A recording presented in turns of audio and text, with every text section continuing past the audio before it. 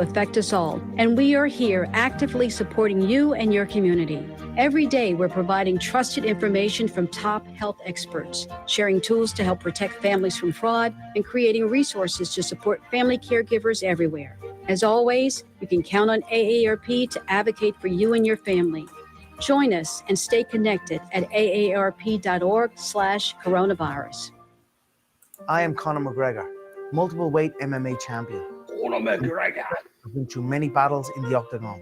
Many consider my fights in the octagon heroic, but the real-life heroes are those men and women who fight to protect us every day. The real-life fighters, the real-life heroes, are the firefighters and police officers. Real-life monsters who kick me out of the restaurant. These brave men and women put themselves in the line of danger every single day, protecting us all. The Tunnel to Towers Foundation ensures that first responders from fire, EMS and police departments who are killed in the line of duty with young children have a home without the burden of a mortgage. They are my heroes. They need our help today.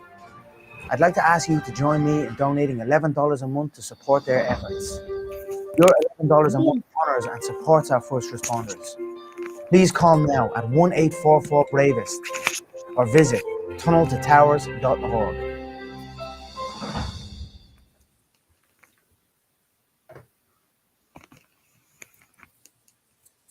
Not to be a backseat driver, but can you say for sure you got the best monthly payment possible on your auto loan? Could it be that you might have gotten a better deal by shopping the loan at a few places and have a lower car payment? Next time, before you go car shopping, visit Communication Federal Credit Union first. Our auto loan experts will find you a perfect loan and get you the lowest monthly payment we can. Communication Federal, your auto loan experts. Restrictions apply. Federally insured by NCUA.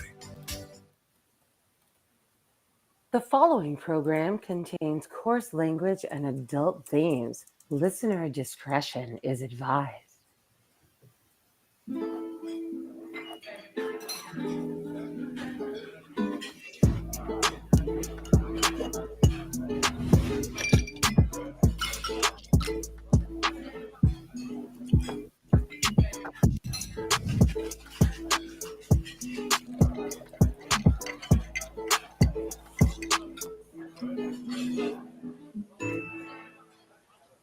And welcome to another episode of The Cocktail Lounge. I am your hostess with the mostest, Aggie, and with me as always is the ever suave, affable, and quaffable co-host, Brad Slager. How are you doing this evening? Listen to you with the very sweet and dulcet tones to introduce us before I come barreling in with my gravelly nonsense. What's going on tonight? How's everything? Well, everything is fine. I thought that I was going to have a lot to do today since we got hit by the remnants of Beryl yesterday. But luckily for me, I only had one downed tree to deal with, and it was dead and it broke. So there was no chopping to be done. Just picked up the pieces and threw them to the side.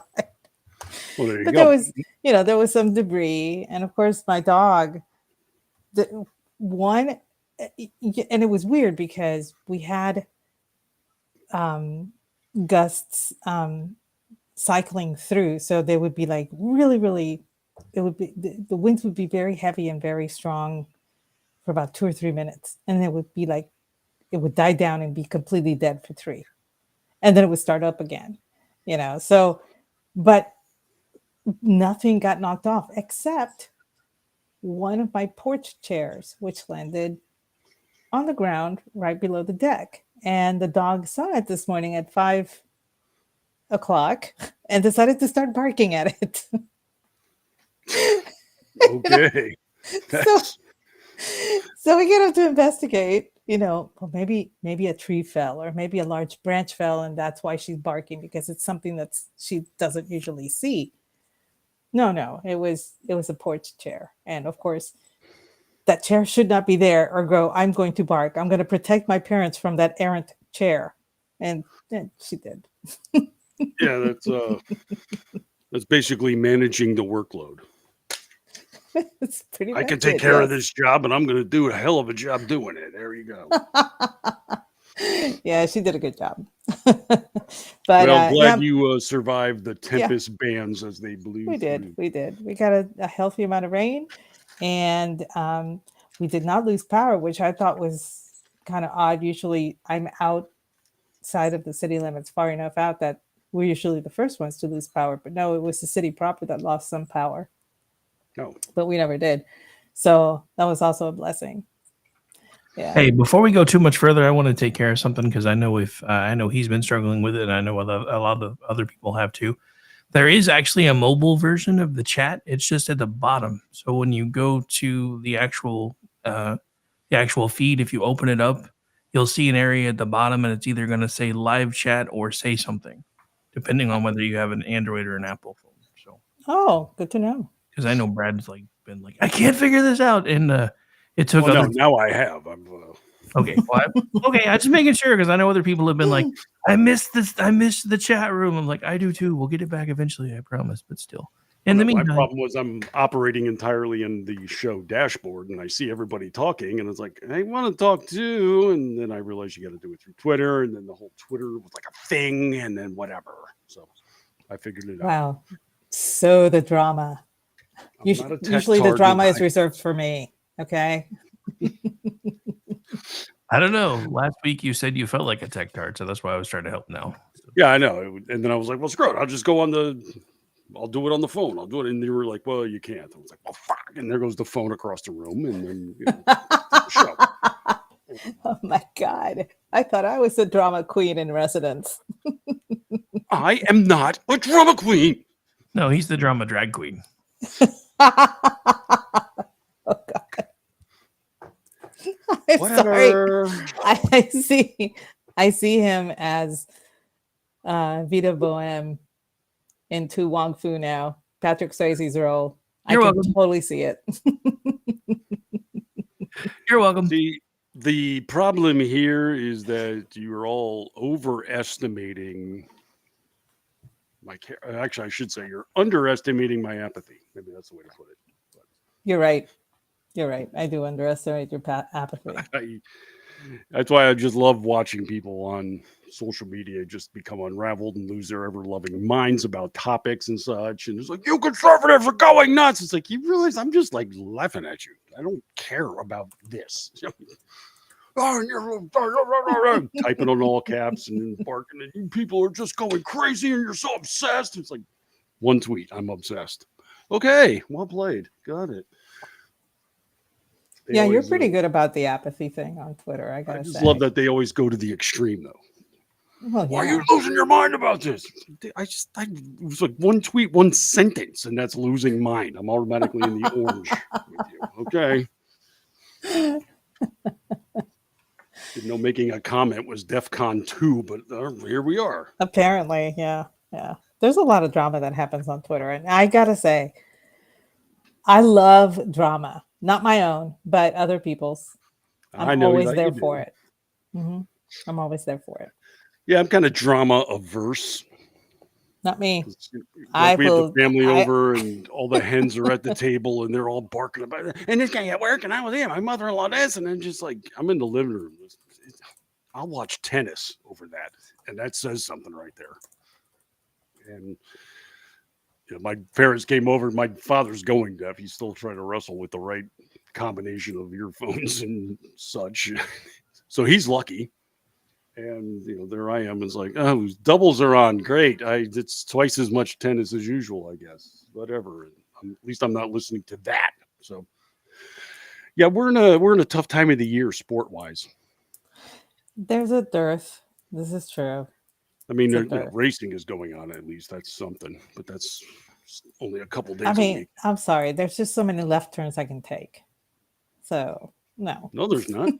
I'm just kidding. Watch a race. It's endless left turns. I actually do enjoy going to the racetrack. I've enjoyed it in the past. I haven't gone in about 15 years or something, but we do have a very popular one outside of Enos, Texas here, not too far from me. And of course, my hometown actually has a very popular speedway. And it's a lot of fun to go to. And I was so upset because the major race was happening like the week after I left. And I was so upset I wasn't going to be able to go. And my sister was like, "You watch racing?" They don't know me very well. So that's okay. But you're so classy and reserved and everything. And No, I'm not classy and reserved. I'm just boring. I'm a doormat to these people. So they really don't understand when I have an actual life, to them. It's like, what? you're not supposed to have a personality. Excuse me. But it's been, I haven't been to Homestead ourselves in quite a while. I should get down there this year, because it used to be Homestead was the penultimate race. It was the like that they would go all down there and figure everything out. But now they've moved it up on the schedule. They've changed the format to a playoff now, and I think the Homestead race is 2 or 3 before the end. But I've heard people complaining about that. Yeah. It's I mean, to me, I'm not like an ardent NASCAR guy. It's like, oh, cool, the race is on, and it's just big cars going fast. I'm gonna watch that. I don't pay attention like to the standings and all that, and I never understood the concept of having a favorite racer either, because it's not as if they're I mean, if he came from your hometown or something, but I knew people that's like, oh hell yeah, I'm a Dale guy all the way. Why? Well, he's the man. Okay, that clears it up, I guess. Thank you. I mean, when I worked for Budweiser, at least there was something. It was like, oh, okay, the Bud Racers. Okay, yeah, those are guys. So there was Dale Jr. and then Kevin Harvick. So that made a little sense for me. But other than that, it's like, why? I'm more about the sponsorships. Like, I even forget who it was, but years ago, we always rooted for the Cartoon Network car. Oh, yeah? It just seemed like every race, they would have different characters on the car. It was always like a light teal color almost, but there would be Shaggy and Scooby running down the side panels. It's like, okay, I want him to win.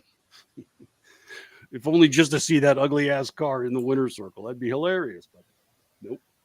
No, I know. I remember... I'm old enough to remember Jeff Gordon had that rainbow car, which was really cool before, the whole LGBT people hijacked it, the rainbow stuff. I mean, and rainbow, huh? It would stand out because the primary was red, and then it would have the rainbow on the side, and that car just stood out. And of course, at the time, Jeff Gordon was like, when he first came on the scene, everybody was like, oh my God, he is so cute. He is so handsome. He's so adorable, blah, blah, blah, blah. And I'm like, he looks 12. Okay. He looks 12. Yeah. And that's not something you usually hear in NASCAR either. No. That NASCAR guy's gorgeous. It's like, really? No, you don't. Most of them tend to be, very rugged. And I'm not saying they're not handsome. No, far from it. I know you are, but you're biased because you're a guy. No, I'm just saying half of them look like some inbred MFers, but I'm just saying the Bush brothers ain't pretty. How about that? Okay, we'll drop it. Kyle's a little tough on the face there. It's like, yeah, why don't you maybe put the helmet back on just for the interview? How about that? All I'm saying is,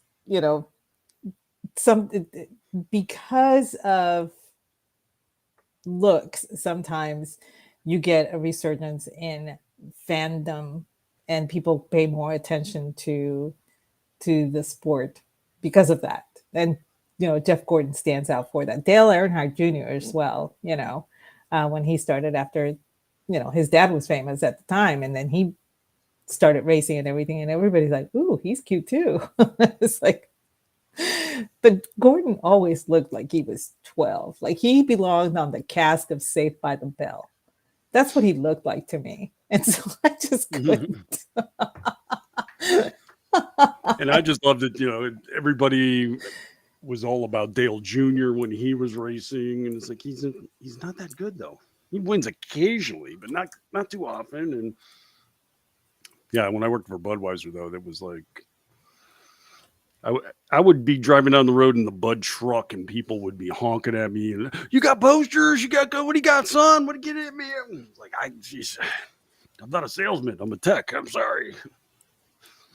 I had one guy in a tow truck, flatbed, followed me for like 5 miles, and he's riding up on my tail, flashing his headlights, and I was like, oh man, I pissed this son of a bitch off. So I'm like cutting through back streets that I knew one of my accounts was at a golf course, and I'm driving through condo roads and everything, and I get into the back of the golf course, like the Caddyshack area, and literally Caddyshack where it was filmed. And this son of a bitch is on me the whole time, and I pull in, and it's like I got the damn tire iron in my hand. And this guy gets out, and if he ain't 250, he's 300. Just that, burly in a tank top, balding country guy. And I'm just like, I got up out of the truck. I got my arm still in the cab with the tire iron. I was like, sup, help you? And this guy couldn't have been a bigger mouse of a man. He's like, oh, sorry, sir. I just had a question if I can. Dale Jr.'s just my favorite. I just love that guy to death. And I just wonder if you got something. And I was like, you damn son of a bitch, hick ass. I'm like, turn around, like, I'm about to crease your forehead. And let me see. I might have I had like a small shirt and I think some coasters or something. Oh, hell, man, I love this guy so damn much. He's just the best. And I just thank you so much. It's like, Oh, so he was a real fan. It's like pull up next to me and just like, hey, buddy, or something. No, don't drive, like riding my tailgate in your damn tow truck. Because I thought I cut this guy off or something. It was like, what the? Yeah, in this day and age, that was a possibility, Yeah, and I wasn't allowed to ride with a gun in the cab or anything either. And I was like, son of a bitch. So it's like I'm even like driving around one of the condos because I had to get the tire iron out of the lock behind the passenger seat. And I was like, all right, what do you got? What do you got? I don't think I ever did anything that rash when it came to finding somebody that I was a fan of and going after them. I don't think I ever did anything that rash. I hope to God not. Well, it's just, there's got to be a better way, right? It's like, yes. All I got is this guy in my rearview mirror, and I could look through the windshield and it was like, holy crap, dude. First off, try Nutrisystem. 2, back the hell off of my tail. But that's pretty kind of scary. I don't know. I gotta the scary level is higher than the freak level, because in this day and age, that's just weird. I mean, I remember I was 16. You're also in Florida. Yes, and you're in Florida. You have to contend with Florida, man. Yeah, you just never know what you're dealing with. I mean, I would say about 95% of Florida man stories aren't necessarily aggressive, like violent anger. It's just psychosis. Like you have no idea where they're going to go. Like Florida man's kind of like that firework you light and then it tips over. That some bitch can go anywhere. That's kind of a typical Florida man thing. Yeah. Speaking of, did you happen to see the video of the week? Florida man style. There's so many. This is like on the good side. Like if you drop a piece of paper, most of the psychosis is going to be on the left. I give you that. You're going to have like 500 entries, but every so often you get like good and cool stuff on the right. So this is a bunch of like youngins, probably in their 20s, and I could tell they were out airboating. You only see like a small portion of the boat, but there was one rod that had all the earphones on. It's like, okay, you guys are out. You're floating. This guy was a hero. He did something really cool. This is true. So, and what impressed me the most, the video clip is like 20 seconds. It's not that, I saw the headline and I was like, I have no idea. Based on the headline, I was like, this could go really in a lot of different directions. And it just said, Florida man opens beer with an alligator. You have my attention. Okay, that's what are we dealing with? How did this happen? Did the guy walk into a shop? Did he jump in a swamp? So these guys are in an airboat, and they're all like in their 20s. Okay, these are all young, dumb, and full of bush light. And one of them he leans over the transom and starts swatting the water. About a young gator, about a yearling, probably about a 4-footer, 5-footer, comes cruising right up to the boat. He just reaches over, starts tapping its snout until the thing opens his mouth. His other hand now, he's got a beer chunk right off of the tooth of the gator, hands it to his buddy, who promptly lifts it into his mouth and shotguns it. Done. And I was like, okay, that happened. I watched it again, and it was like the whole thing. It was almost choreographed perfectly. He's like, all right, I'm going to do this now. Back, here you go. Boom. Yeah. And they're all high-fiving. It's just a 20-second clip. I mean, this is so perfectly executed. Deeply impressed. So definitely go check it out. Just alligator beer, Florida man. That's all you got to check on their search. And it's damned amusing, got to say. But I got to say, this past week, I've been a huge fan, massive fan, absolutely out of control fan of the media. It has been quite amazing to behold. I don't like to throw this term around loosely, but No, do it. wow, you dumb fucks.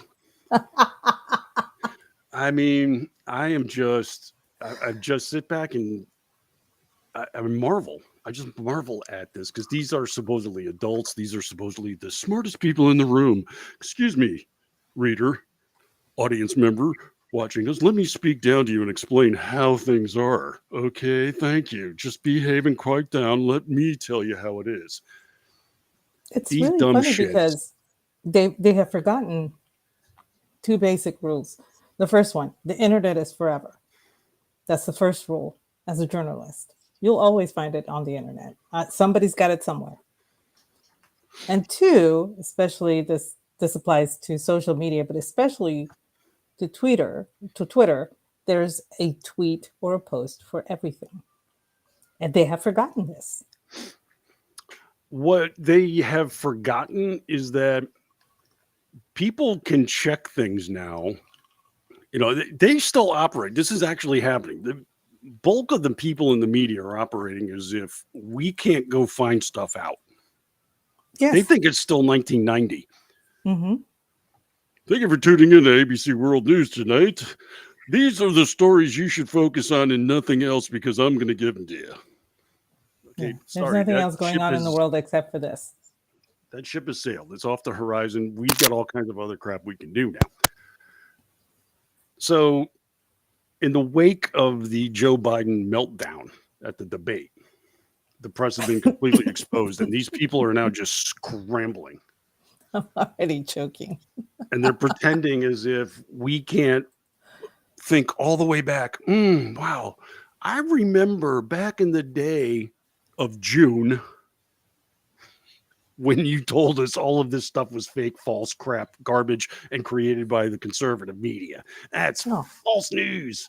I Cheap believe fake that term videos. was, exactly. Cheap fake. Cheap fakes. So that's what they kept telling us. And I'm like, I don't know. and I've seen this is the AI that one. looks worse.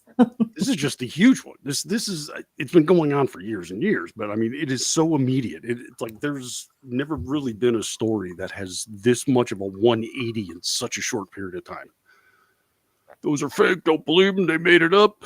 Holy crap, it's real. And I mean, this is like driving a car off the lot and all four wheels pop off. This is just amazing. And the way they're trying to spin things is even more hilarious because it's desperation. It's not even clever. It's not anything sound. So just to throw some examples out, Olivia Nuzzi is one who is explaining the main reason we couldn't report on this is because nobody would go on the record.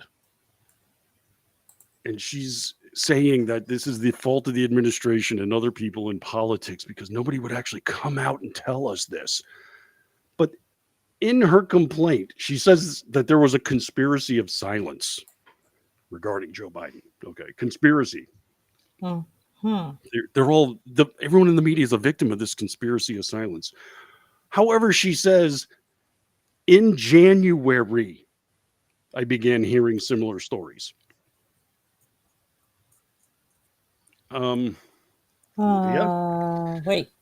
Any point in time did you feel maybe motivated to share this? Let's say with the like maybe like a journalist would do when you find out information and you put it out there in a I mean, whatever happened to public having an forum. anonymous source, right? Well, this is her explanation. Like somebody said, yeah, Livia, that conspiracy of silence, you knew about this in January. Well, you see, my stories take months to craft and to build. And if the people who know about these things are not willing to go on the record, that just forestalls my reporting. And therefore, it's like, okay, we've heard of anonymous sources. We've heard people unwilling to go on the record have been saying ... that kind of reporting. Word All on the the time. street is, and that kind of. But this is where it gets hilarious. She puts out this lengthy explainer in New York Magazine about the debate and the fallout and everything that has happened since and how the Democrats are changing and the media is caught up in this whirlwind. It's like, honey. That was 6 days ago. What happened to your 6 months of research and building of a story? You're reporting on something that happened this week all of a sudden, but telling that's part of the bullshit. Well, nobody go on the record, so therefore me and my editors had to hold on the story since January. This is... No, they were told to hold the story by the administration, I'm sure. There's no, I mean, you don't sit on a story this big unless it comes from somebody way higher than your boss. As she says, reporting takes time. I started to hear from these sources in January. The piece is about a conspiracy of silence that made people reluctant to talk. Therefore, I could report on it now. You know what I said? I said, bitch, this is not Watergate. Okay. This is obvious to anybody watching this on TV, and everybody is making fun of him online on every social media site. They were pointing it out over and over and over. This was not news. So it's not like this was a major cover up the size of Watergate back in the 70s. That's not what happened here. Yeah, we just, we have to get all our facts in line, and we need 5 sources in order to get this rectified properly on paper. And we need... These are the same people that would put out anything by Trump with 15 unnamed sources, and then you find out it's a janitor and his 14 sisters. I have been hearing about Donald Trump and a Moscow piss tape now for 8 years. Yeah. Absent anything approaching evidence, proof, or witnesses. None. No evidence. There's one guy. One guy, part of the Steele dossier, is like, there is a story floating around it.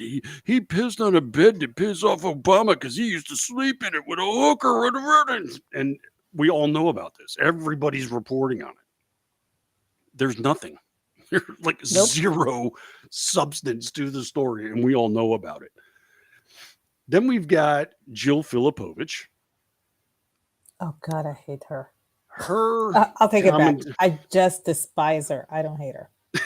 I despise her. She takes the woe is me approach to the media. Get a load of this one. I think part of the reason that the Biden must go storyline has been so huge is that a lot of commenters, voters, and even members of the press feel angry and betrayed. Many of us largely trusted Biden's team when they insisted he was fine. I'm sorry. Bear with me. I'm rubbing my temple to fight back the migraine. I was under the impression you're a journalist. Largely trusted Biden's team. You just said that. You just put that down and sent that out on social media for the public. Your job, they brag about this. We hold the power accountable. Our job is to keep the people in line that operate. I trusted the Biden people, and they lied to me. No, she is covering her ass, and very poorly so, because we all know they were all complicit. They were all in on it. They knew. You know they knew. There is no way they didn't know. Maggie, I'm afraid I'm going to have to correct you. Because according Don't you to fucking dare. I'm kidding. media savant Brian Stelter has a word about that. Oh, what does the tater have to say? Was the media clueless about Biden's health or complicit in a cover-up, as you say? Brian says no and no, because the real story is far more complicated. What? It's complicated. He wrote this is not a relationship. 3,000 word piece he wrote in Vox, that's with a V, about the media conflict and how they've been duped by the Biden administration. They've all been lied to. They didn't give us the facts. You dipshit. And he's claiming now too that nobody was calling these stories false. He tweeted out last week from Glenn Kessler at the Washington Post a piece where he said it was 4 Pinocchios, the videos that were put out showing Biden's condition. Brian showed up on a panel at CNN and is saying, no, there's 2 different stories floating around. If you watch the conservative media and their videos, you think Biden is infirm and can't operate. But if you watch the real man as he speaks in his speeches, you see a vibrant, energetic Joe Biden. They're in conflict. These stories don't go together. And then the debate showed up, and guess who was correct? Yeah. And here's God, this guy. And this is what I said on the last show. Did I not say on the last program? Look who's being consistent, and look who's changing on a dime and doing a 180. And I mean, I got a laundry list of these journalists. Oh yeah, but you see, you understand. Oh, what actually happened? Shut up. We know what happened. We saw it. I have you on record. I've written about it. It's stored. It's done. You did it. You said it. Shut up. And this is going to be me the rest of the year. I'm throwing this right in their fat faces every chance I get. Because anytime they even utter the word misinformation, just picture me rubbing my hands together as I sit in front of a keyboard. Yeah, you cracking your knuckles right before you hit the misinformation, huh? Just for the record, you oppose misinformation. Is that the message here? Is that what you're? It's not. I don't agree with his assessment. First of all, because it is coming from Stelter, but second of all, because this is not complicated. You cannot hide his condition anymore. We all see it. We've been seeing it for months, if not years. And now the media is saying, well, they didn't tell us. We didn't know. And I'm like, how could you not know when everybody else in the world knew? You go to, like I say, I always hit the newspapers overseas. I want to see what they're saying about us, because let's face it, our newspapers don't say anything about us. They don't. It's always glowing about the current Democratic administration, and it's always doom and gloom about the current Republican one. So I go somewhere else to get my news. And I want to say the first time I saw a newspaper actually talking about Biden's cognitive decline, I want to say it was an Italian newspaper. Yeah, it was. It was because I jumped from the Aviano Air Force Base website to one of their links, and it was an Italian newspaper, and they were talking about it. And this was, I want to say it was in 2022. Okay. So they were talking about it then. They saw it. They noticed it.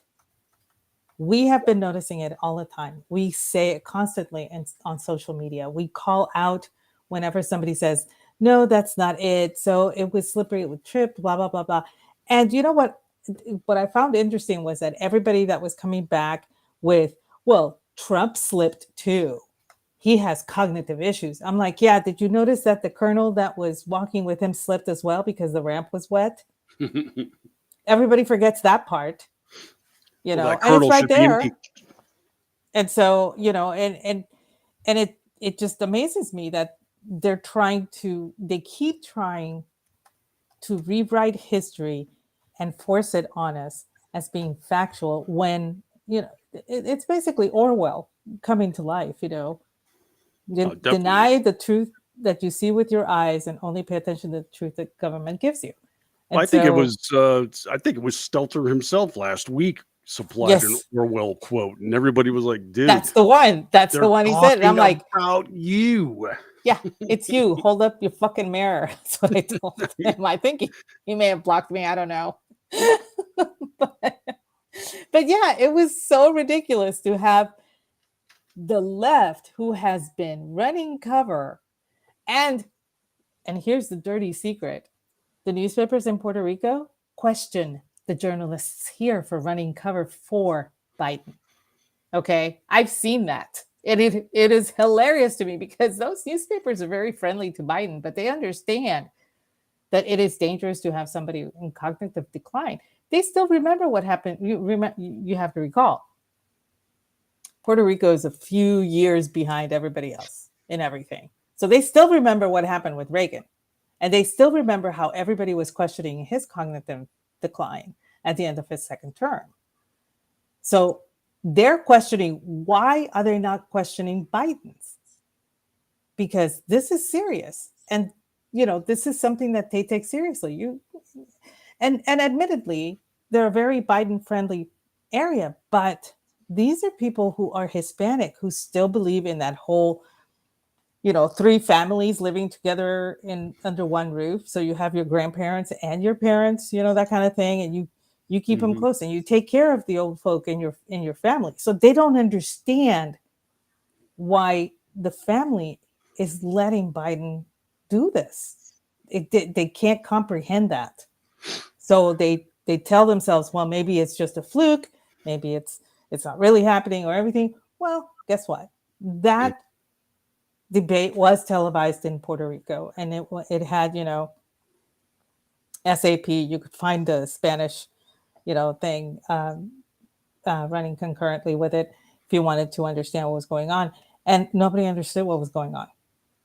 They could not understand what he was talking about. The guy, my dad was telling me that the translator for one of the stations had to pause and just let it go because he could not understand what Biden was saying. He could not translate it.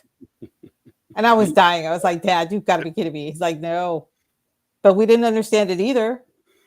and we knew the English, so it's like, dang, okay. So you have, you do for the journalists to actually say that they did not know. I do not believe it for a second. I don't. Not at all. No. I mean, I had Carl Bernstein last week. Oh yeah, that was precious. Came out on Anderson Cooper, and he's trying to get in front of, like, the story was just exploding, so now he's trying to get in front of it. He's like, yeah, excuse me, Carl Bernstein coming through here. I've got all the information. I've got everything. I honestly, had it not been for the hair, I would have thought it was Bernie Sanders. I got all the answers. I spoke to everybody, insiders, donors, reporters. It's like, dude, you just admitted that this has been going on for a year and a half and you never reported on it until today when you have to. Yep. Get the hell out of here, Watergate. Yeah, and it just and this is what pisses me off. They had the opportunity. He has been trying to get a Watergate moment for decades. He has. This was ripe for one, but it was the wrong party. I don't know. I've seen him go on Stelter and other CNN shows during the Trump years, and like every single time I would set my watch. It's like, how long until Watergate comes up? Boom, yep. 90 seconds. Good one this time, Carl. There you 90 seconds. Brian, let me tell you something. This story of Donald Trump throwing paper towels to Puerto Ricans, this is worse than Watergate. Oh, that was so Literally, every ridiculous. story was. And now here he is admitting he dropped the ball for 18 months minimum, even though we knew about all this crap in 2020. So yeah, I've just been eating this up. It's like, you dumb sons of bitches. You like, I don't even think they grasp. I think they're aware it's a problem. I don't think they know the scope of the credibility problem they've created now, because it is so visceral. You just throw this right. It's like, boom, they're fake. Oh God, it's real. That happened within 2 weeks of each other. Oh, I think it was less time than that. Well, I mean, they were still saying it, but I mean, basically, I think the last video they barked about was that ABC fundraiser with Obama and Jimmy Kimmel. He didn't freeze on stage. Here's a disproving video with 18 cuts in it, as opposed to the unedited one that showed Biden like a mannequin. People clapping.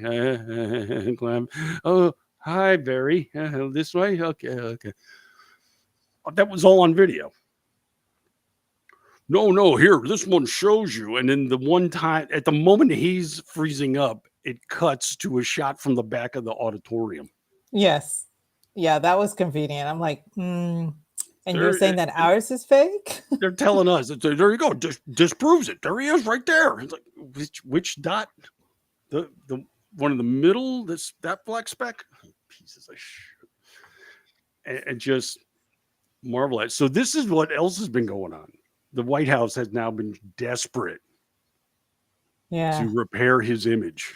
So one of those is to have Joe Biden appear on Morning Joe, his favorite news program. And Joe Scarborough had to have probably been duct taped to his chair. He was so excited. Well, I said Joe Biden appeared. I shouldn't know. It was a phone. It was by phone. Yes, it was a phone interview. And they're talking to him. They're trying to make it sound like a conversation. It's like, Joe, thanks for coming on. Man, I got to tell you, buddy, how did you handle those lies from Donald Trump? Man, that's something. Well, Joe, I have a list here. The paper rustling. I'm like, oh my word. I watched the whole thing, and then I saw that, I want to say it was Colin Rugg. I could be wrong, but he actually had the transcript. He tweeted out the transcript that he could do in real time. So it's not the official transcript, but it's very close to what I was hearing, because he also had the video attached to that part of the transcript. And so I'm reading this, and I'm like, and I was like, I could have sworn I heard paper rustling when I was listening to this, but I could have been wrong, because, the air conditioning may have gone on, or the dog moved or something, so I wasn't sure that I actually heard that until I saw the clips being posted on X, and listened to it. And I'm like, he's reading. Oh my gosh. This is, and he lost his place. This is the most sympathetic outlet he could go to, and the most sympathetic program on the sympathetic outlet he could go to. And this was still a tire fire. Mika Brzezinski at one point asked him pointedly, now, Mr. President, have you been tested for Parkinson's? He's like, nope, I don't have it. I've tested negative for COVID.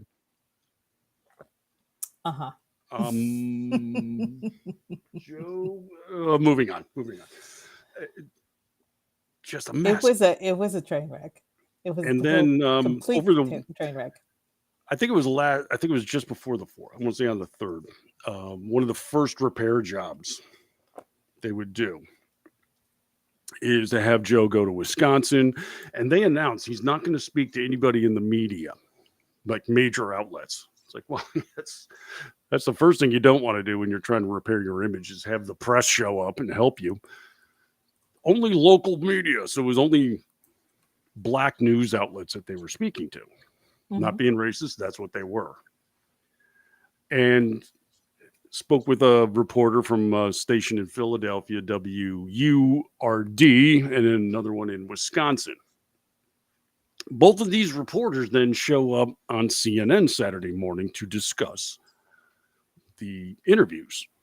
And they let it be known that they were given a list of questions from, it was either the administration or the campaign. There's a dispute. Like the White House is like, nope, that wasn't us. That was the campaign. I was like, it's still the same dude.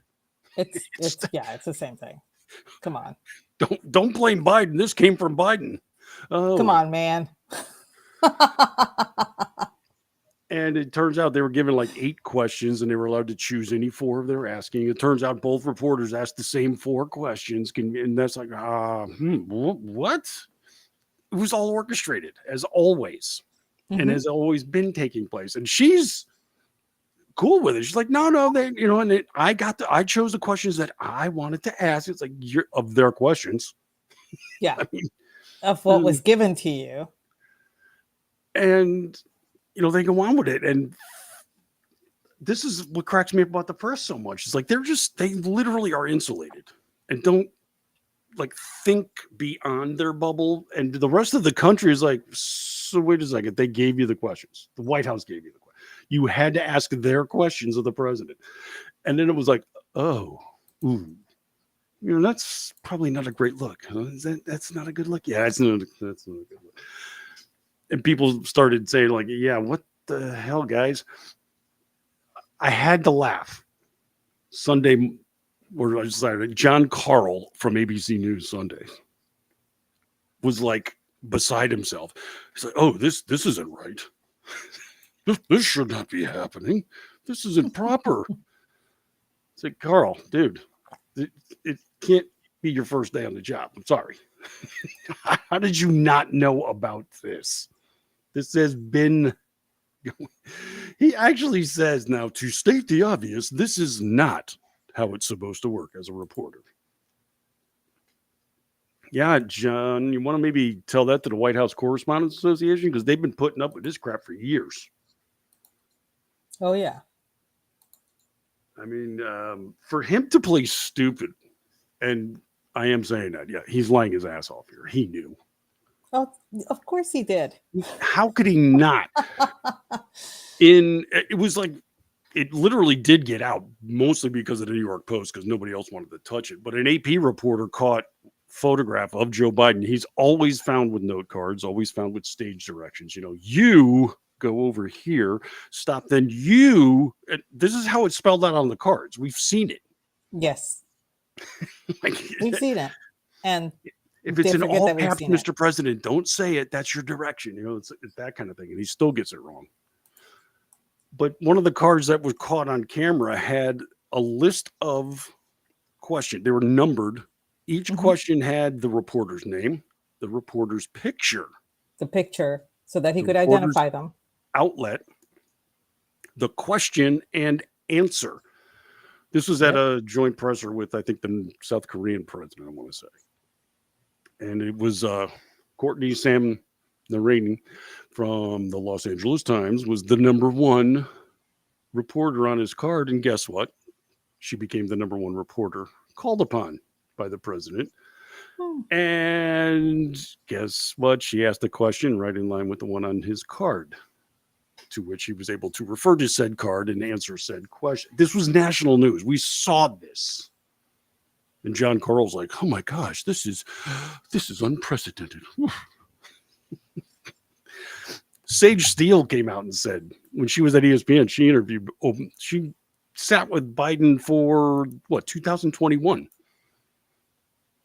And now that she's been divorced from ESPN, she said, yeah, when I did that interview, my bosses told me what to ask the president. Like, I was given the questions. I couldn't ask my questions. That's just the level of manipulation going on. Yeah, I remember. You remember Deep Impact with Tia Leone's character, broke the story about Ellie or whatever, and she wanted to be upfront and ask the first question. That was the deal. Right. And she held off on something. You'll notice that the administration didn't give her the question to ask, right? And even then, when I was watching this movie, I was like, holy shit, she's got balls to ask, you know. I want to ask the first question, but not at any time did I think that it was a possibility for the administration of any kind, any administration, to actually provide the questions to the reporters to ask of the administration. At no point in my life did I think that that would have been acceptable to the Fourth Estate. Ever. And here we are. Well, there's been some fallout. Yeah. WURD has come out with the announcement that on Sunday they've parted ways with the reporter. And I really feel bad for her. She didn't do anything wrong. There was no NDA. I mean, yes, no, but well, what I'm saying is she went by the rules provided by the administration and the radio station. She didn't break any rules, and they still. Well, that's the thing is like the station is saying no, we don't operate this way, and that's why she was let go. Which is bullshit because you know that the station was in on it. The president is calling. Are you kidding? And the station isn't involved? No. I'm relatively certain this went through producers and such. You know, I doubt that the administration contacted her directly. You know, like she's at her desk. Hello, it's like, please hold for the president. Nope. This went through from the top to her, so they all knew. But here's what But it makes them look bad, so they have to fire her. But we're talking now about Joe Biden, Democrat, a black female journalist went on CNN, and this all led to her being fired. There is not a single dot that you could point to involving this particular story that involves conservatives or Republicans in any capacity. Joe Biden got a black reporter fired is the only way to approach this story. That should be headlines. That should be headlines. That should be clickbait headlines because it cannot be refuted. I mean, you can't massage this. This is coming from the right wing conservative outlets. It's saying no, CNN. I mean, it's just no matter where you look at this, CNN. And yeah, the black radio station, doubt they're conservative. And it's just amazing to me that all this is going on. And speaking of Joe Scarborough today, he's losing his mind. You want to know why? I mean, well, numerous reasons, but the latest. The latest why? Donald Trump is being hidden. He's sequestered. They got him locked in a box somewhere. He has been buried. He's losing his ever-loving mind because Trump is not saying anything right now. And this is what really upsets me about that whole situation.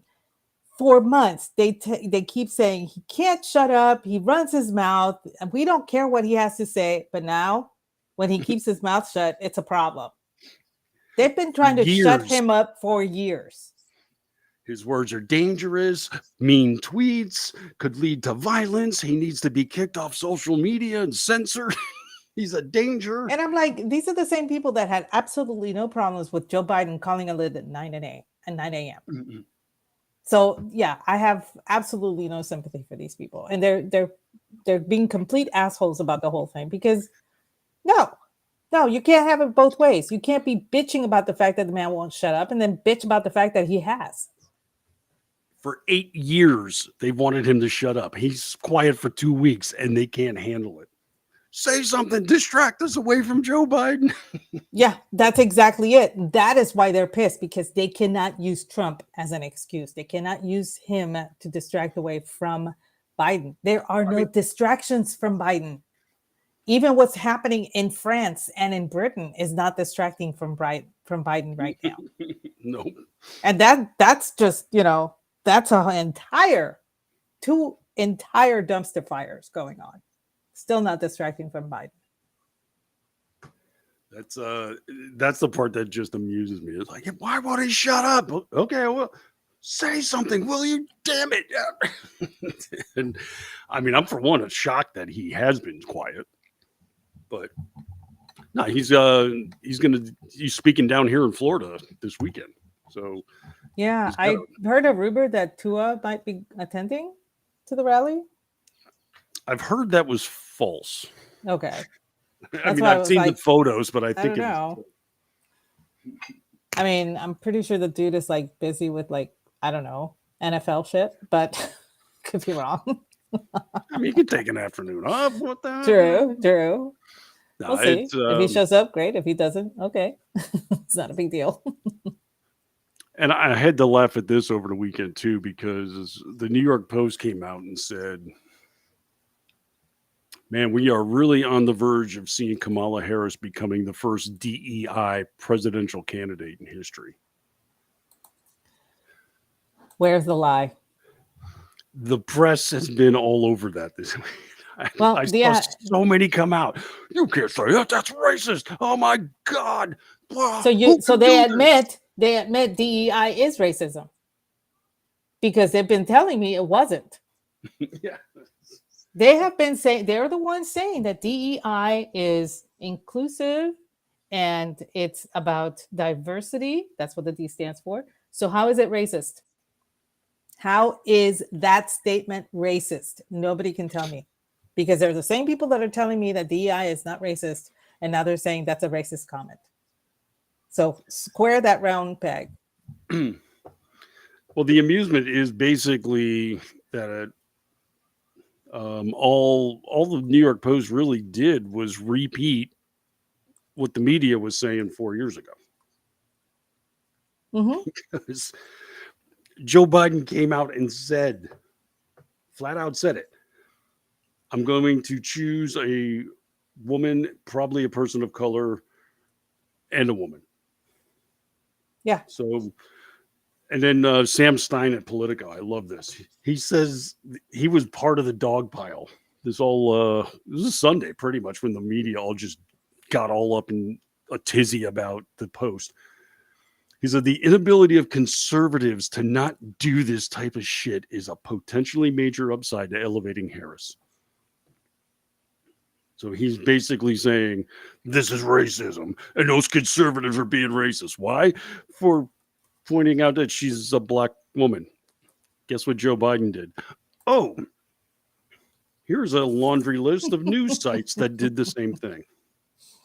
Joe Biden's going to select a black woman as his running mate. 4 black women are chosen by Joe Biden as finalists for his running mate. Not qualifications. Nope. Nothing about accomplishments, skill sets. No. I want a black woman. Okay. And then if the Post comes out and says, yeah, she's a black woman, how dare you? Okay, if they were racist, then every single news outlet that reported on this was racist, because they said the exact same thing. They said the same thing. I don't know how else to explain it to you, but there you go. I mean, it's just, they were cheering him for picking a black woman, and now the Post says, oh, she's going to be a DEI black woman president. Ooh, you can't do that. This is just how unspun the press is. I just love all of this. It has been a joy to watch. But speaking of racism, segue, Latin. Nice. I've come to learn salt is racist. You knew it was coming because salt is white. This is, and don't get me started on that pink Himalayan shit. Well, I think that's appropriation, and that's just disgusting.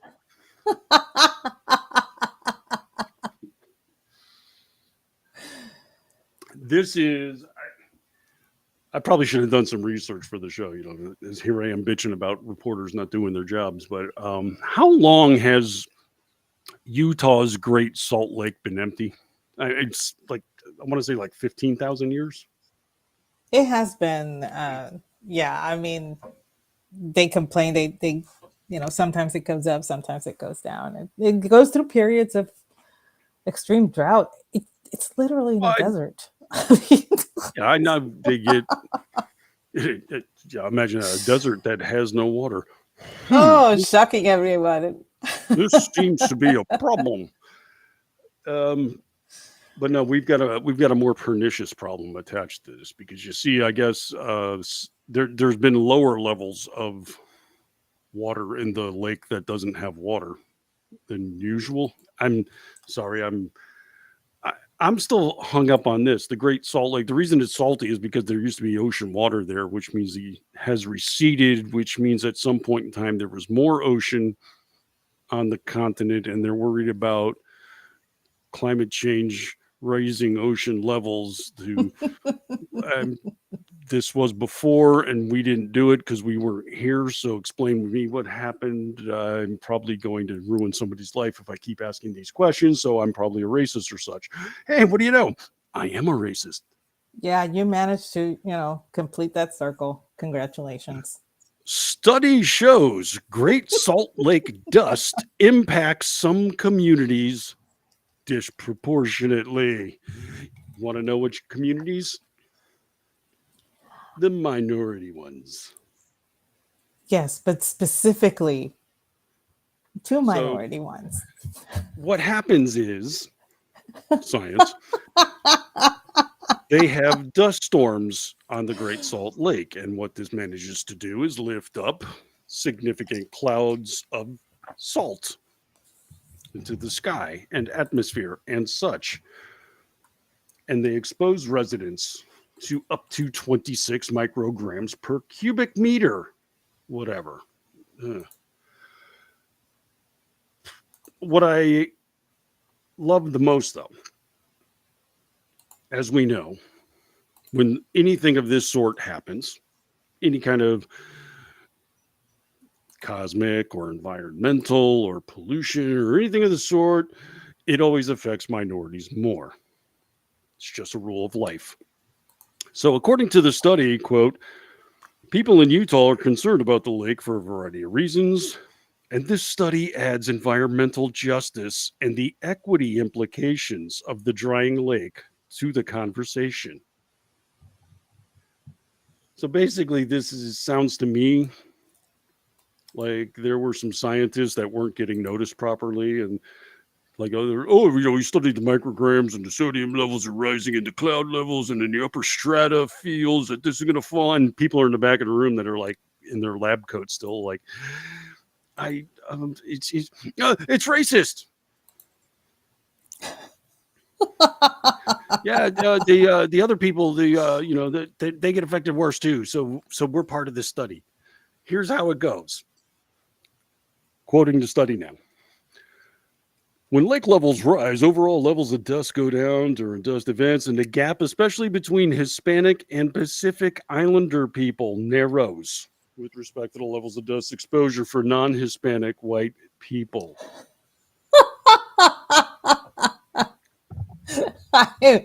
I'm sorry. I did not mean to cackle so loudly. You're perfectly entitled to. In fact, I think you're required in this case. Just like, what? Yes, they are trying to explain to us, like, we're supposed to be like, oh, those poor destitute minorities.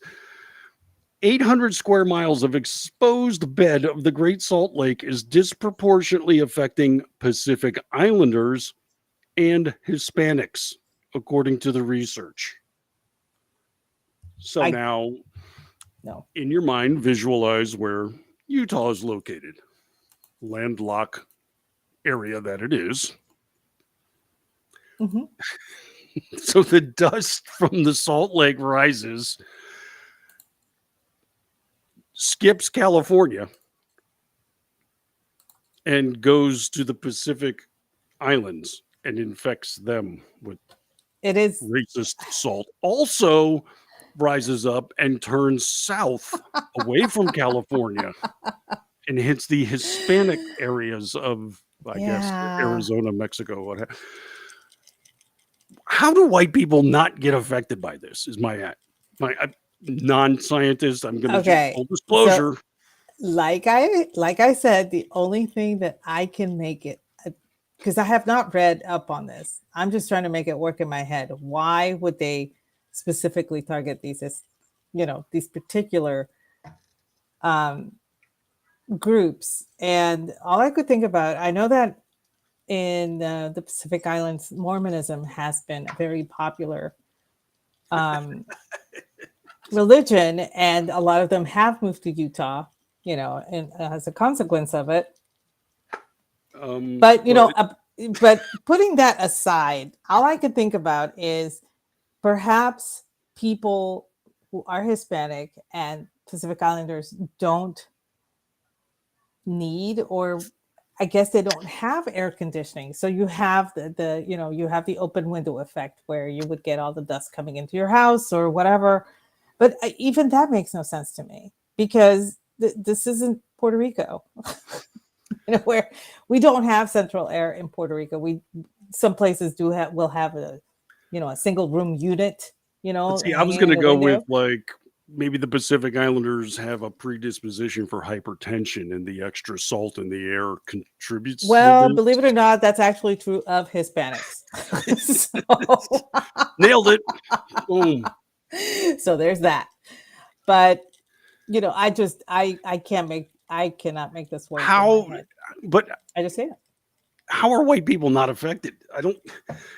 First off, Utah, white person central. Surrey, with the exception of the Utah Jazz, good luck finding too many people of color in Salt Lake City. It's white is all I'm saying. So it has to go through Salt Lake City.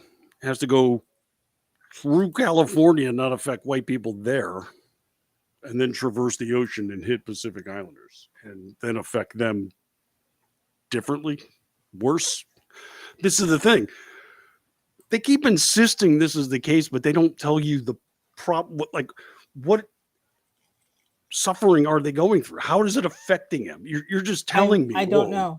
This is really affecting the minorities. How? By having more salt. Okay, but what's it doing to them? How's it missing the white? Any of these details? Just take it on our word. We're scientists. I mean, just give me a break. No, nope, I've got nothing. I really don't. Like I said, the only thing I can think of is that maybe those particular minorities don't have an HVAC system and that can filter that, or a HEPA system that can filter all that. I don't know. I cannot make it work in my head other than that. But I found it interesting that it was those two minorities, and they left out other minorities that also live in Utah. Because Utah, the Utes, they have a large Native American population in Utah. So I don't understand. Completely skip over them. How come Native Americans aren't affected by this? Yeah, and nobody's asking that question. I asked that question, but and of course, here I was focused on white people. I knew that Orty would actually be like over this. I love the fact that this lake has been like this for thousands of years. The dust has been an issue for thousands of years. This year, but now it's a bad thing but only for Hispanics and Pacific Islanders. I'm still trying to figure that out. I'm going to suggest this. If they're going to go with the argument, it's upper level and therefore it traverses the continental United States and then it impacts the island. Okay, if it's upper level, then guess what? That salt's falling on the mountains, ski resorts, white people. Boom. My air it is. There's that too. But they're not covering that. They don't cover that.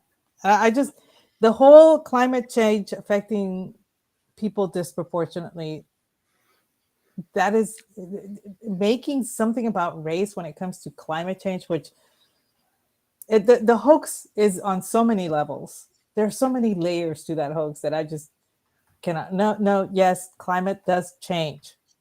I'm just saying that man is so inconsequential.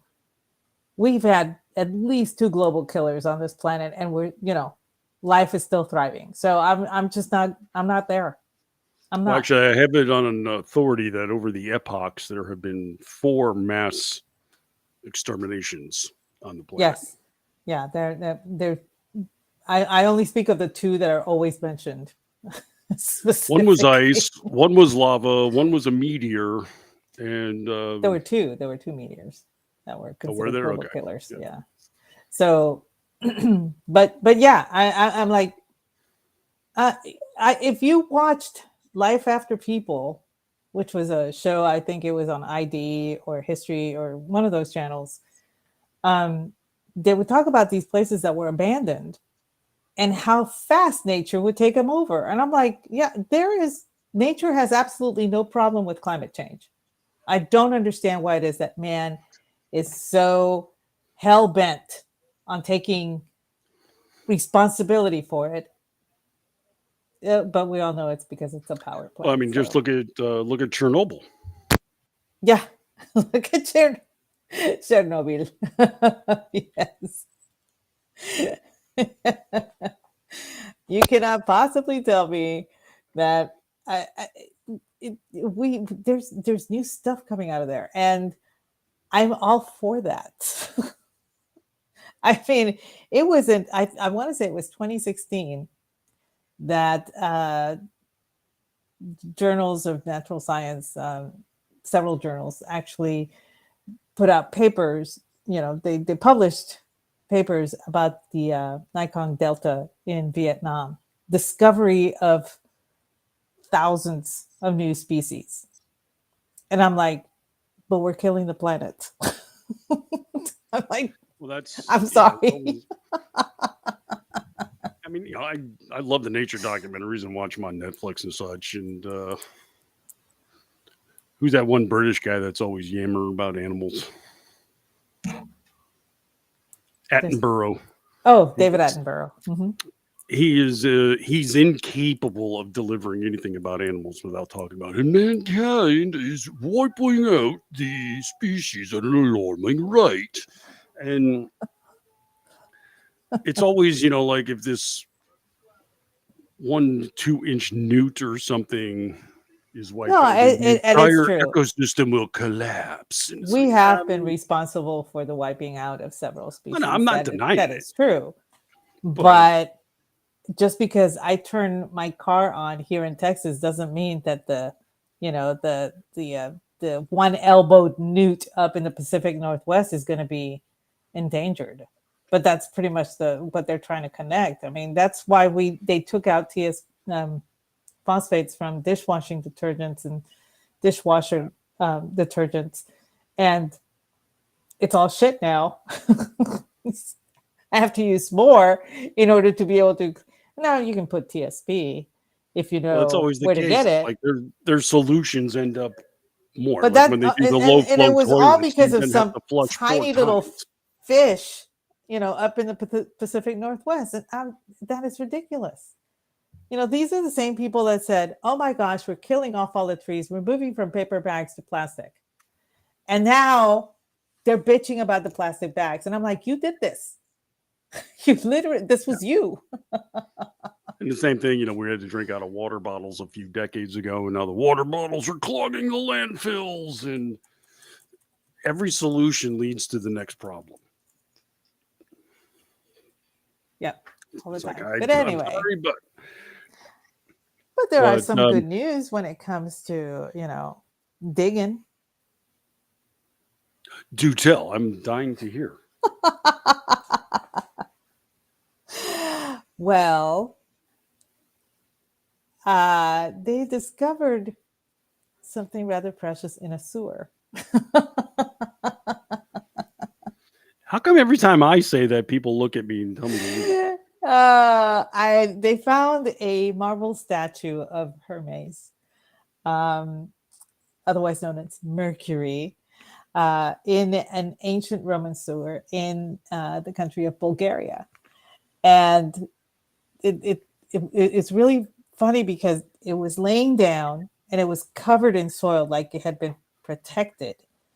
That area was hit by earthquakes. And so after the destruction of that certain area, the populace started to leave and everything. But before then, it was a pretty thriving area. It was called Heraclea Sintica. And look at you pronouncing this.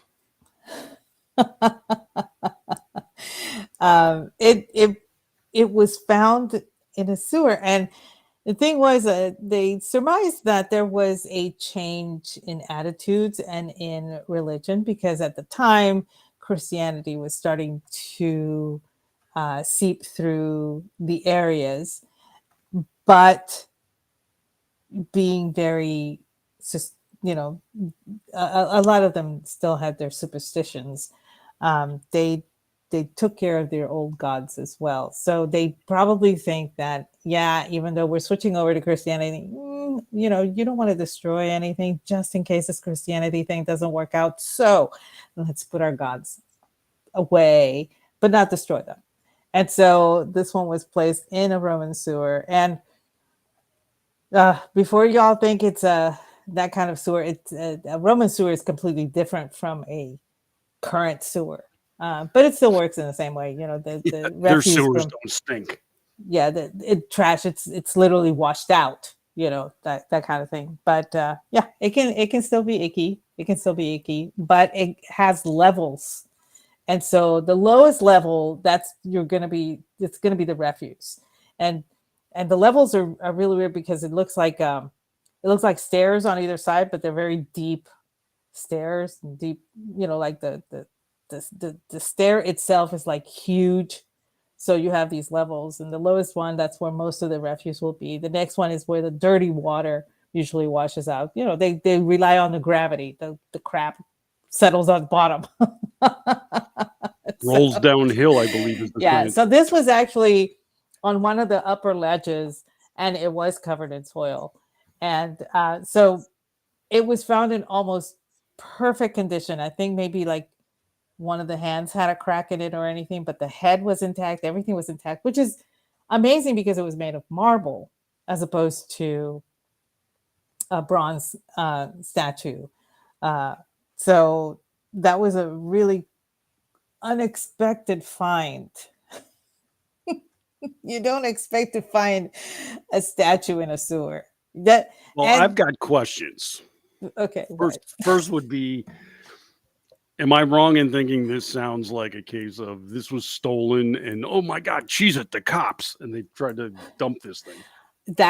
They also surmised that it could have been something that had been acquired through ill means. And so it was hidden for the express purpose of being pilfered later, and they never got the chance.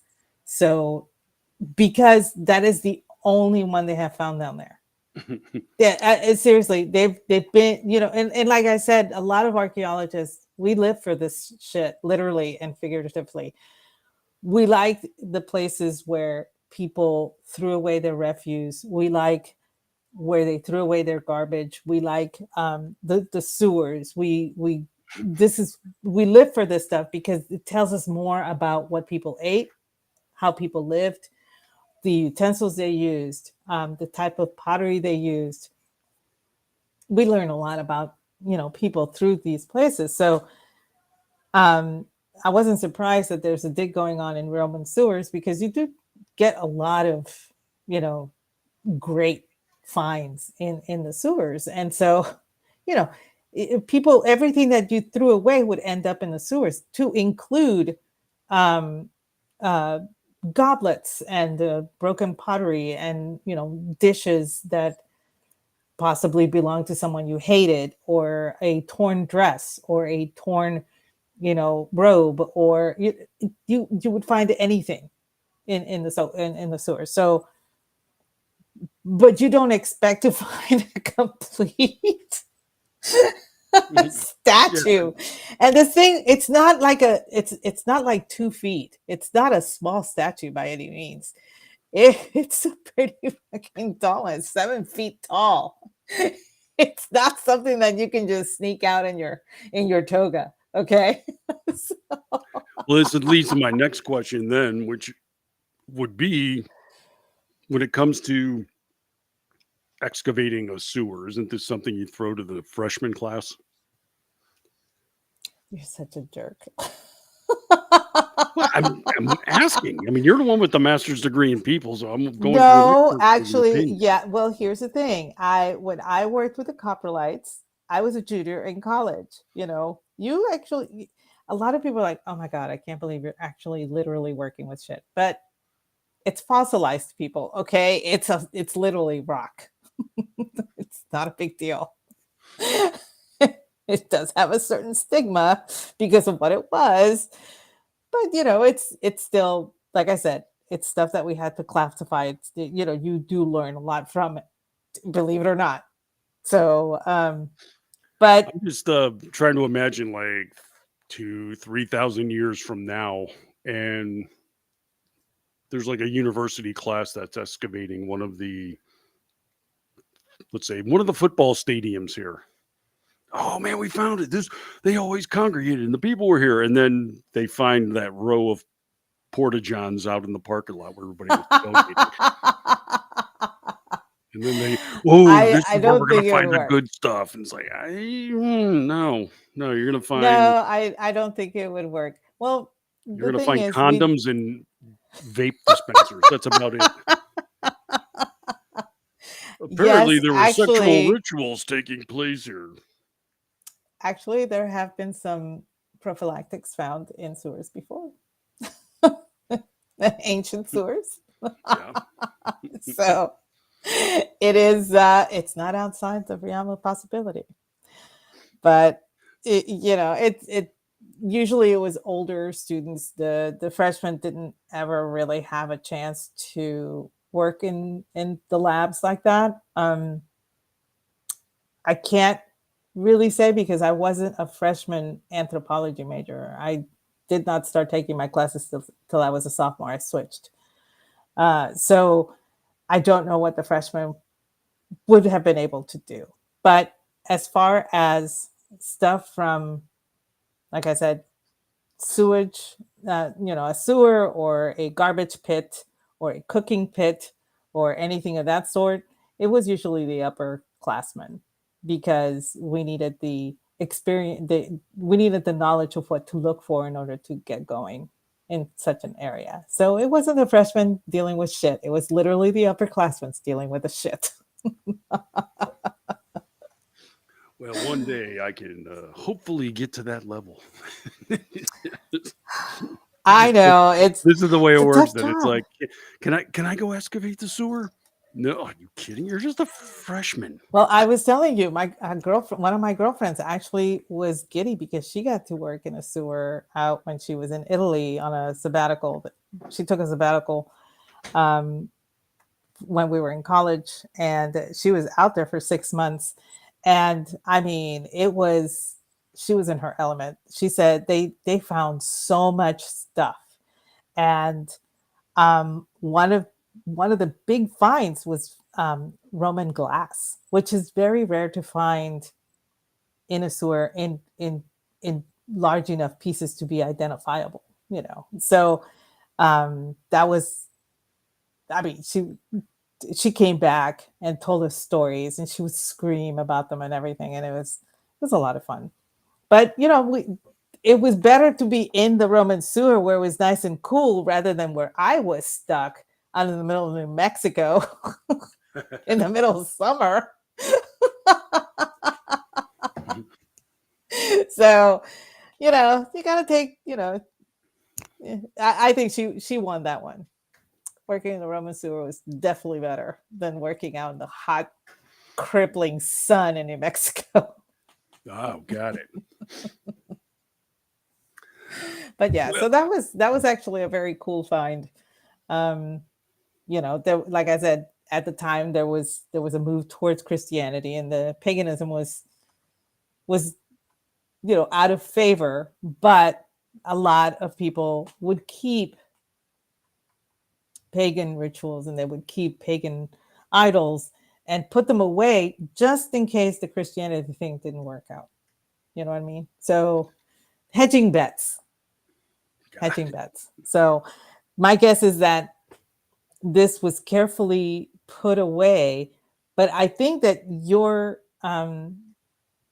theory has a lot of weight because the way it was put away, it was carefully buried under soil, and placed up against one of the ledges to where the soil, it almost looked like the soil was like part of the ledge. So I do it's possible that somebody was stealing it and they decided to put it away until there was the heat cooled off, and then an earthquake struck, and then they could not go back and get it. I don't know. It's really weird. It really is weird because there are no other statues. Got to hide it in the sewer. They'll never think of looking for it there. Right. But well, what else do we got on tap? You have anything further? Well, we do have to mention the passing of former Senator Jim Inhofe. He passed away today at the age of 89. He had been fighting long COVID for quite a while, and I think he retired last year from serving from the great state of Oklahoma. So, in observance, Godspeed, kind sir. He did get a bum rap though when reporting upon his passing. How it was reported by certain. The media is just fantastic about this. I just cannot believe it. Basically, the rule is this: if you're a esteemed veteran politician who passed away, you're going to get a tender and professional tribute. If you're a Republican, they're going to find the worst thing you've done as your headline. Yeah. It was, seriously, these are the people that when Ted Kennedy died, he was the Lion of the Senate. When Robert Byrd, Robert Byrd died, he was, great statesman. Jim Inhofe dies, he was a climate denier. Climate denier. It wasn't. Just like, wow. I'm sorry. I was under the impression this guy was in politics for like 60 years. That was the only not hot out. That's the only thing he ever did for 6 decades. Ain't hot. I just can't with these people. I'm like, what? How? And the thing is, he's probably right. Because, we might be warming up a bit. Are we responsible? That's where I'm calling bullshit. Because, again, I watch these, documentaries and such, and was watching one about ancient civilizations because I try to, bring myself up to a level of my podcast partner. Fail valiantly, but, nonetheless, I can still sit there in my boxer briefs and learn about the Mayans and such. So, hello. I know stuff. I did see one though where they talked about there was somewhere in the middle of the country. I'm going to say like Tennessee or something. It was like a land formation that was clearly man-made, yada yada. But back in the era when the polar ice cap had descended close to Mason-Dixon line, like, I'm sorry, wait. This was we've gotten hotter since then without burning chemicals, running cars, everything. How about that? I have questions. You're not allowed to ask those, sir. Sons of bitches. So yeah, that's the kind of stuff that's where my mind goes. I just I like to ask the uncomfortable questions you're not allowed to ask. I'm a heretic. With great hair. Well, you got to get people to pay attention to me somehow. Yeah, whatever. Anyway, yes, we're at the top of the hour, so yeah, we got to burn this one up here and leave our carbon footprint, as it were, and everything else. So take a deep breath and tell us where we can find you. I honestly think your list is longer than mine. No, it's not. I am available daily over at townhall.com with my media column called Rift from the Headlines. Also a regular at the front page of Red State, where I've got my twice weekly podcast called Liable Sources, delving deeper into the miasma of the mainstream media. And you can hear more of me actually here at KLRN. I will be here Thursday evening with Ordy Packard. He and I are going to guide you through all of the vital and important entertainment news on the culture shift. Alternate Thursdays, it's myself and Paul Young guiding you through the back alleys, dark, dingy hallways of Hollywood and bad movies with disasters in the making. And of course, every Tuesday with the ever effervescent Aggie Reekin. But if you need more of me than that, let's face it, you do. Head over to Jitter. I am at Martini Shark. And what about yourself, Aggie? How can people find more of your magnificence? Well, you can find me at Aggie Beacon and at Aggie the Barkeep. Those are over on X. You can find me 8:30 p.m. Eastern Tuesday nights doing the cocktail lounge with the ever suave you. 8:30 p.m. Eastern Friday nights doing He Said, She Said with our awesome producer, Rick. Last Wednesday of every month at 8 p.m., we do Toxic Masculinity, where the guys, G, Ordy, Rick, and Andrew get together and host the Babe of the Month, and I bring the drink of the evening. And Jeff and I have now teamed up, and we now have a monthly podcast. First Monday of every month at 8:30 p.m. Eastern, we do Spirited Books, and we go and review books that most people would actually not hear about. They're definitely not on the bestseller list, but they're kind of fun, and we bring the obscure. So that's also at 8:30 p.m. Eastern. Otherwise known as Aggie Time. Yes. So thanks so much for joining us, y'all, and we hope you have a great evening. Now go raise a glass and look at the ceiling.